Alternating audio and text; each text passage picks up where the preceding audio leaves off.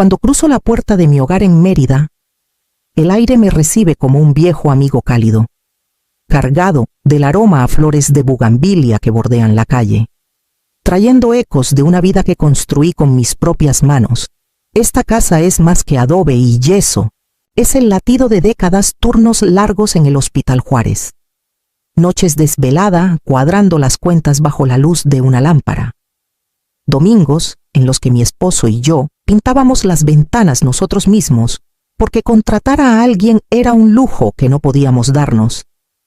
Gabriel solía bromear, diciendo que cada clavo en esta casa guardaba una historia.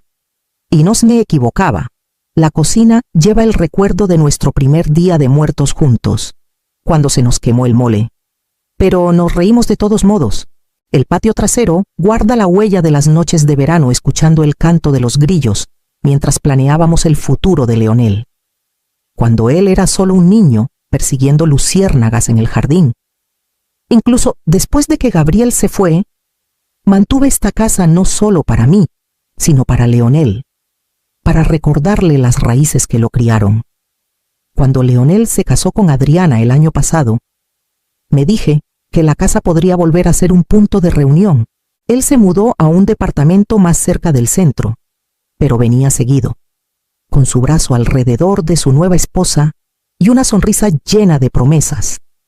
Una tarde, mientras tomábamos café en el patio, me preguntó con suavidad si los padres de Adriana podrían pasar alguna vez solo a cenar. Mamá, ¿tienen curiosidad por conocer la casa? Dudé. Los Torres fueron bastante amables en la boda, aunque noté los ojos críticos de Lorena juzgando cada arreglo floral, y Armando habló más de su partido de golf que de los votos de su hija. Pero en Yucatán, la hospitalidad no es opcional, es un deber, asentí, asegurándole que eran bienvenidos. Mientras veía a mi hijo irse ese día, el orgullo me llenó el pecho. Era un hombre hecho y derecho, contador con un trabajo estable, ahora esposo. Pero bajo ese orgullo había algo más. Una pequeña chispa de inquietud que intenté ignorar. Después de todo, ¿qué daño podría hacer una cena el domingo siguiente? El coche de los Torres entró en mi entrada. El primero de muchos momentos en que sus llantas harían crujir la grava frente a mi casa. Adriana llegó ese domingo con Leonel, trayendo un pastel de 3 leches comprado en la tienda, de esos que vienen en envase de plástico. Me dio un beso en la mejilla, todas sonrisas, y dijo que sus padres venían detrás. Retrocedí para ver a Armando y Lorena bajarse de su sedán, él ajustándose el cinturón como si acabara de cortar el césped, y ella aferrando un bolso que parecía lo bastante rígido como para sostenerse solo. Los recibí con calidez, como mi madre me enseñó, con una sonrisa que opacaba cualquier recelo. En la mesa, serví pollo al horno con romero de mi jardín, puré de papa bien cremoso y ejotes frescos que desgrané esa misma mañana. Armando comió con gusto, pero después se movió inquieto hasta que encontró mi viejo sillón en la sala. Se recostó, jugueteó con la palanca y dijo, «Le falta un poco de soporte para la espalda». Sonreí por cortesía. Aunque ese sillón había acunado a Gabriel durante años de partidos nocturnos y siestas después de la misa dominical, Lorena, mientras tanto, se quedó en la cocina. Elogió la vajilla, pero preguntó si alguna vez había considerado cambiar el ajo fresco por ajo en polvo, como si la comodidad fuera el estándar supremo. Cuando mencioné que prefería el sabor del ajo fresco, ladeó la cabeza, con los labios apretados, como si hubiera roto alguna regla tácita. Leonel sonreía a través de todo, sirviendo refresco de tamarindo. Ajeno al cambio en el ambiente, Adriana intervenía con charlas sobre su trabajo de oficina, con risas agudas, como si quisiera que todo pareciera fácil. Para cuando llegó el postre, el pastel aún frío en el centro, me encontré lavando platos sola mientras ellos charlaban en la sala. No fue del todo desagradable, pero había un leve temblor en mi interior. La sensación de que una línea se había cruzado sin permiso. Lo descarté, convenciéndome de que era solo una cena. Pero mientras secaba el último plato, miré hacia la sala y vi a Lorena quitándose los zapatos sobre mi tapete, como si ya fuera parte de la casa. El domingo siguiente, su coche volvió, las llantas crujiendo otra vez sobre la grava, y esta vez ni siquiera tocaron la puerta. Pronto, los domingos dejaron de ser de descanso y se convirtieron en una obligación. A media mañana, escuchaba el zumbido familiar del coche de los Torres sobre la grava, seguido del portazo seco de sus puertas. Ya no tocaban. Entraban como si nada, con una excusa ligera. Estábamos por el rumbo, como si eso justificara tratar mi casa como una fonda en el camino. Lorena se instalaba en la barra de la cocina, observándome picar verduras con el aire tranquilo de una supervisora. Hacía comentarios casuales sobre el sazón, los utensilios, hasta la forma en que doblaba las toallas junto al horno. Armando se apoderaba del sillón otra vez, control remoto en mano, cambiando a deportes con el volumen tan alto que ahogaba cualquier pensamiento. Cuando sugerí bajarlo, se tocó la oreja y murmuró que necesitaba escuchar bien al comentarista. Después de la comida, subían al cuarto de huéspedes, diciendo que el sofá era demasiado duro para la espalda de Armando. Ese cuarto lo había despejado para practicar yoga suave, con manojos de eucalipto junto a la ventana y un tapete enrollado en la esquina. Ahora, el tapete estaba arrumbado en el closet, y la cama tenía la marca de las siestas de Armando. Lorena lo llamó más práctico así, como si la conveniencia valiera más que la cortesía. Intenté insinuar la invasión, sugiriendo que tal vez un fin de semana Leonel y Adriana quisieran estar solos. Leonel solo se encogió de hombros, rascando el plato con el tenedor. «Es temporal, mamá. No hagas drama». Sus palabras tenían el mismo tono que usaba de niño cuando pensaba que me preocupaba de más. Así que sonreí, una sonrisa fina y practicada, aunque por dentro se sentía frágil. Cada fin de semana se fundía con el siguiente, su presencia tallando un espacio que antes era mío. Para el tercer mes, me encontré parada en el pasillo frente al cuarto de huéspedes, mirando las pantuflas de Armando alineadas junto a la puerta, preguntándome cuándo exactamente mi hogar había dejado de sentirse mío.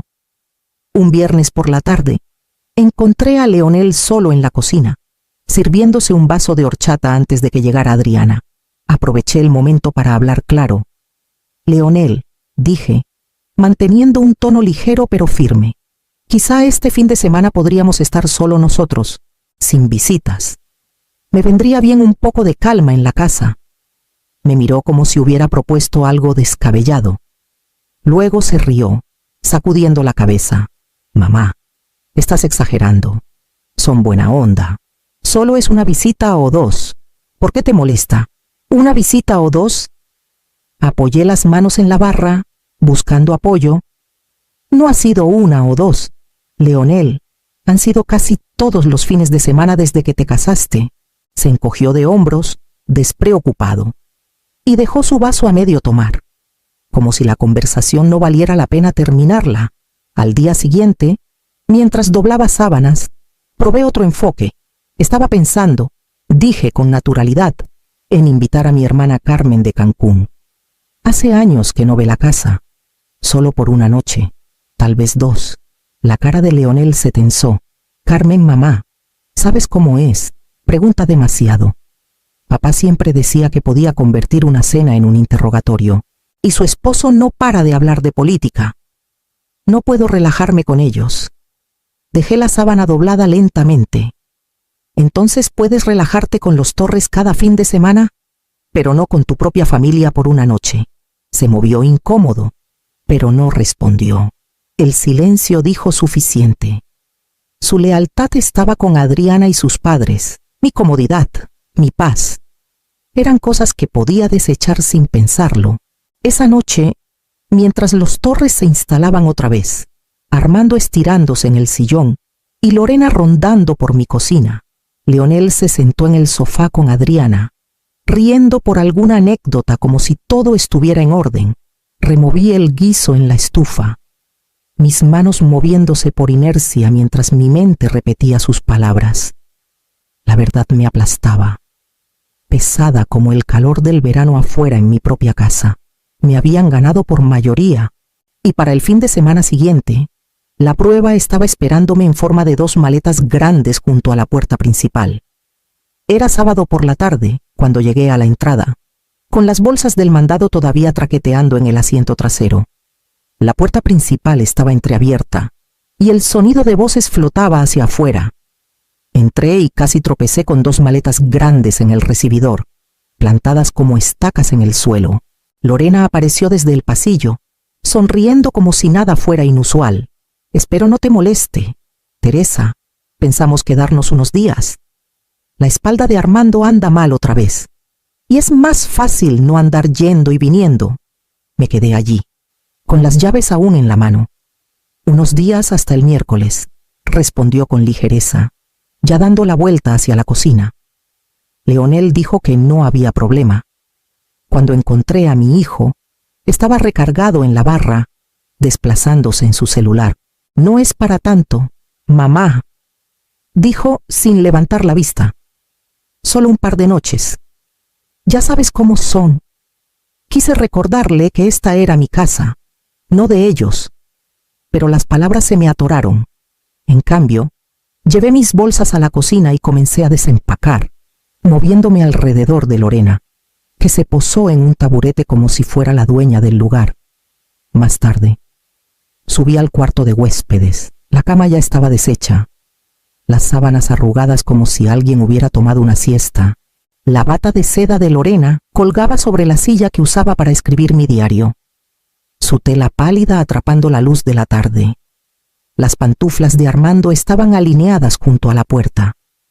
Los manojos de eucalipto que había colgado para la calma ahora olían levemente a crema mentolada y loción de afeitar. Me quedé en el umbral, con el pecho apretado. Ese cuarto había sido mío.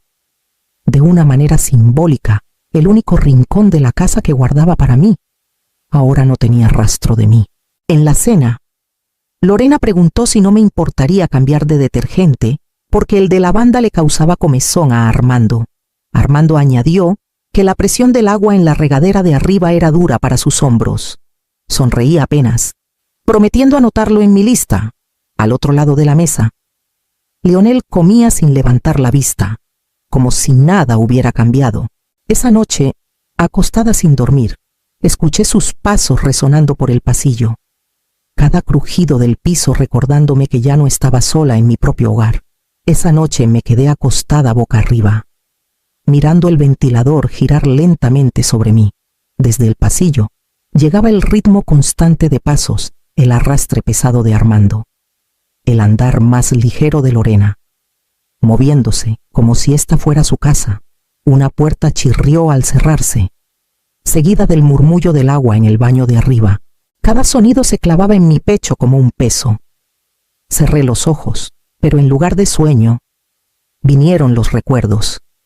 Noches en el hospital trabajando turnos dobles, con los pies ampollados tras 16 horas de pie, pero aún caminando la milla extra para ahorrar para esta casa. Los años en que Gabriel y yo ajustábamos el cinturón, comiendo frijoles con arroz para que a Leonel no le faltara nada.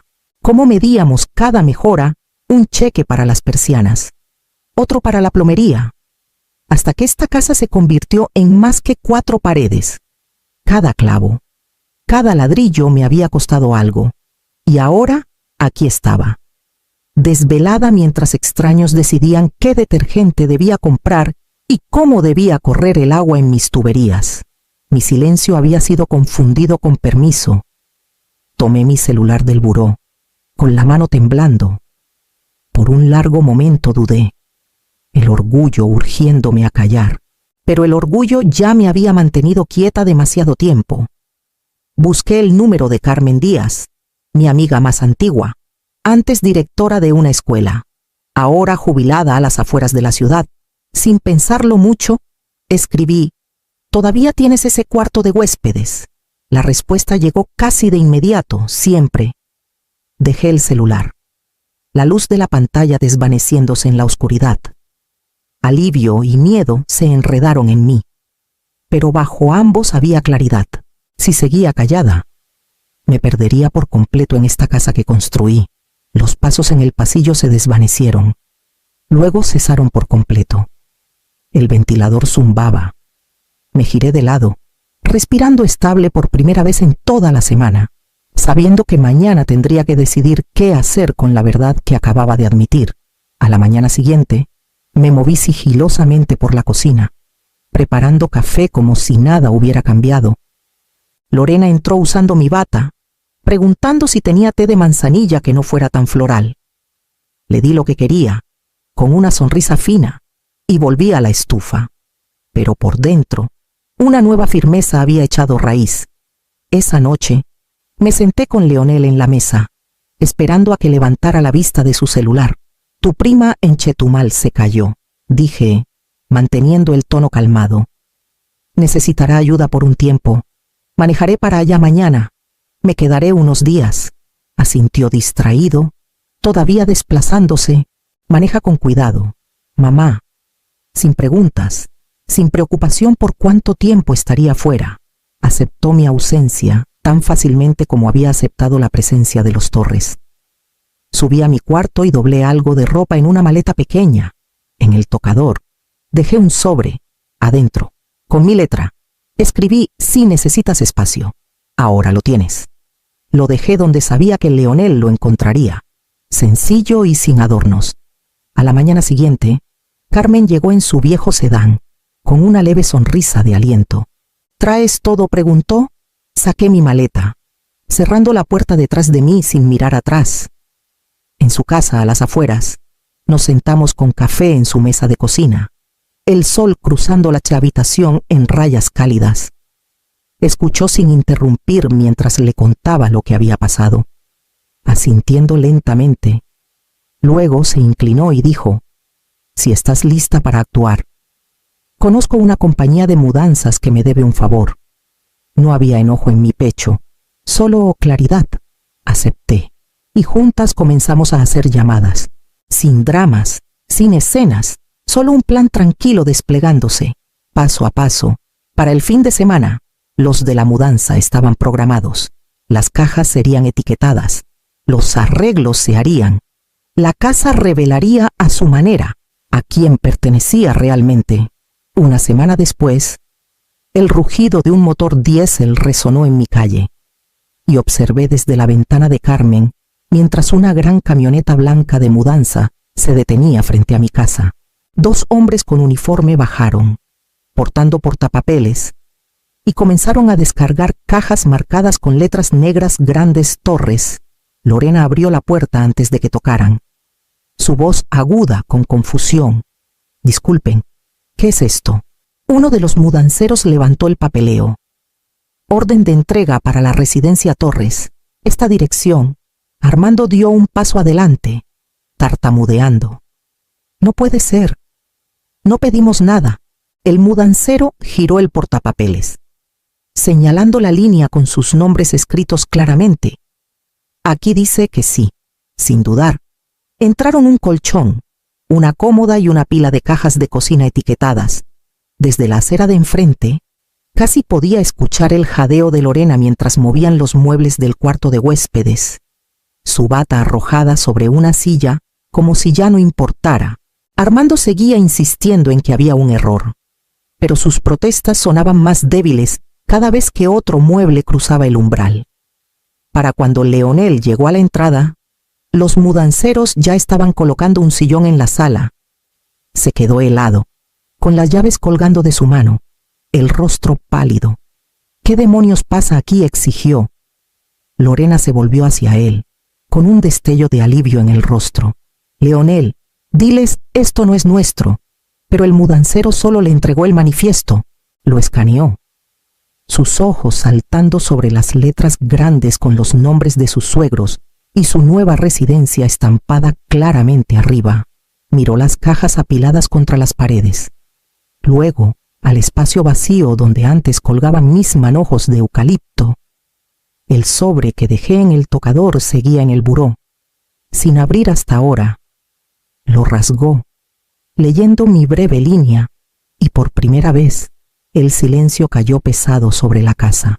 En pocos días, el silencio dio paso a la tensión. y Leonel descubrió lo que significaba vivir con los Torres sin mí. Leonel se dijo que podía manejarlo, que mi ausencia no era más que una molestia. Al principio, intentó ser buen anfitrión, recibiendo a los Torres con una sonrisa, pidiendo comida para llevar para mantener a todos contentos, pero en semanas, las grietas comenzaron a aparecer. Armando se esparció por la casa como huracán, zapatos dejados en la entrada, chamarras colgadas en los respaldos de las sillas, vasos con refresco a medio tomar abandonados en la mesa de centro.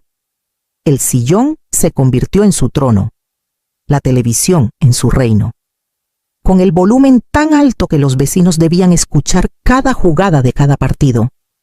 Lorena, que alguna vez criticó mi sazón, se negaba a levantar un dedo en la cocina. No quiero meterme con el sistema de Teresa, decía.